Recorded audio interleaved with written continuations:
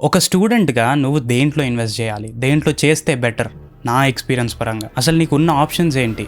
Stocks, crypto, mutual funds, real estate, gold, bonds ఇవేవి కాదు. మరి ఇంకెక్కడ పెట్టాలి అంటే నీ పైన. ఎలా అంటావా?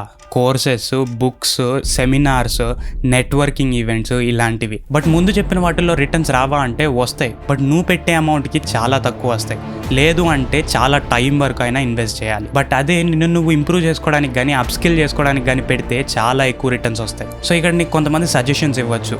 ఇక్కడ పెట్టు 10% రిటర్న్స్ వస్తాయి, లేదా అక్కడ పెట్టు 12% రిటర్న్స్ వస్తాయి అని. అవి కరెక్టే, కానీ నీ అమౌంట్కి అది వేస్ట్ ఆఫ్ టైం. ఎందుకంటే నువ్వు పెట్టే 1000 రూపీస్లో 10% అంటే 100 రూపీస్ మాత్రమే.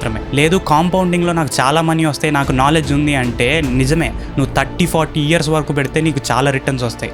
బట్ ఇక్కడ ప్రాబ్లం ఏంటి అంటే అదే అమౌంట్ నీ పైన నువ్వు ఇన్వెస్ట్ చేసుకుంటే ఇంకా తక్కువ టైంలో చాలా ఎక్కువ రిటర్న్స్ వస్తాయి, లైఫ్ లాంగ్ రిటర్న్స్ వస్తాయి. సో నీ దగ్గర క్యాష్ ఎక్కువ అయిపోయింది అనుకునే వరకు వీటి జోలికి వెళ్ళకు.